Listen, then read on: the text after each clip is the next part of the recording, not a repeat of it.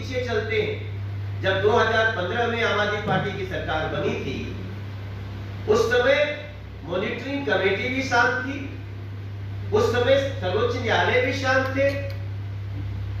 आपको 351 सड़कों का नोटिफाई करके आप पूरी तरह से सीलिंग पे रोक लगा सकते थे, जिसके लिए बाद में सुप्रीम कोर्ट ने दिल्ली सरकार को नकार भी लगाई, और उसके बाद भी आपने 351 सड़कों को नोटिफाई नहीं किया और सीलिंग का एक बहुत बुरा दौर हम सब ने देखा। तब आम आदमी पार्टी चुप थी, बीजेपी सड़कों पे थी। तो उसके कारण आज दिल्ली के लोगों को इतनी समस्या हुई। आज भारतीय जनता पार्टी चाहती है कि सबकी डीसीलिंग हो। कन्वर्जन के मुद्दे पे हर तरह से हम दिल्ली के लोगों को भारतीय जनता पार्टी राहत देना चाहती है, लेकिन वो प्राइवेट रेजुलेशन से होगा क्या? तो ऐसे में भारतीय जनता पार्टी एक सवाल उठाई है। हमारा पूरा विश्वास है कि इस छलावे के अंदर भी कई बातें व्यापारियों से जुड़ी है। व्यापारियों का कल तक क्या था,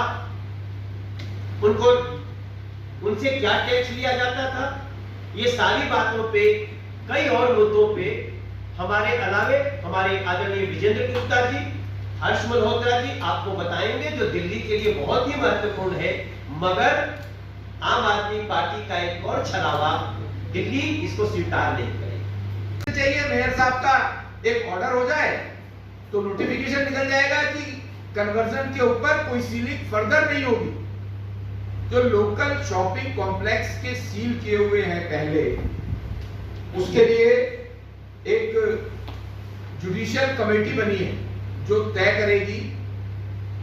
उनके निर्णय के बाद, क्योंकि मैटर सब जुडिस है, जो लोकल शॉपिंग कॉम्प्लेक्स सील है उनको डीसील करने के लिए उस जुडिशियल कमेटी के निर्णय के बाद ये निर्णय आएगा कि लोकल शॉपिंग कॉम्प्लेक्स कब डीसील होंगे।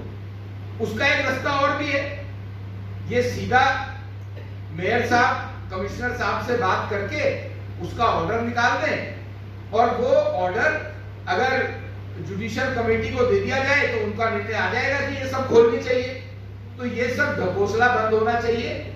मैं आप सबके माध्यम से केजरीवाल साहब को सीधा सीधा पूछना चाहता हूं, मेयर साहब को पूछना चाहता हूं कि डीसीलिंग कब से शुरू होगी, इसकी डेट बताएं। अब हर तरह की जिम्मेदारी केजरीवाल सरकार की है, दिल्ली सरकार में भी और निगम में भी। बहुत बहुत धन्यवाद।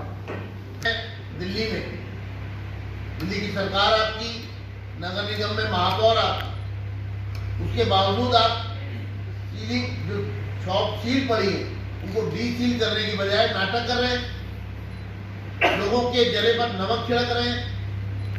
351 सड़कें, यानी कि दिल्ली की लगभग 1 लाख दुकानें, 1 लाख दुकानों को आपकी वजह से वो सील पड़ी है। आपके ध्यान में मैं लाना चाहता हूं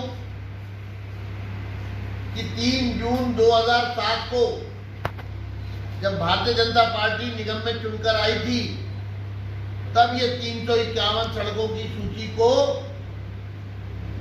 स्टैंडिंग कमेटी से पारित करके हाउस रेस पर अपनी मोहर लगा दी थी।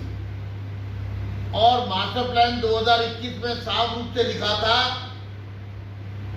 कि एमसीडी सर्वे करेगी और जिन सड़कों पर 50% से अधिक और 70% से कम कमर्शियलाइजेशन हुआ होगा उनको मिक्स लैंड यूज में, और जिनमें 70% से अधिक कमर्शियलाइजेशन हुआ होगा उनको कमर्शियल स्ट्रीट के रूप में नोटिफाई करेगी।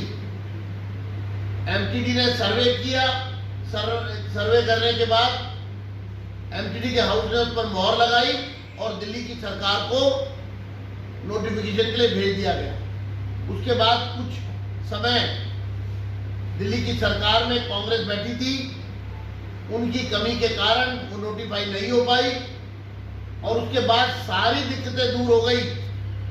2015 में जब केजरीवाल जी सत्ता में आए, तब बजाय उसका नोटिफिकेशन निकालने के उन्होंने जांच बिठाई।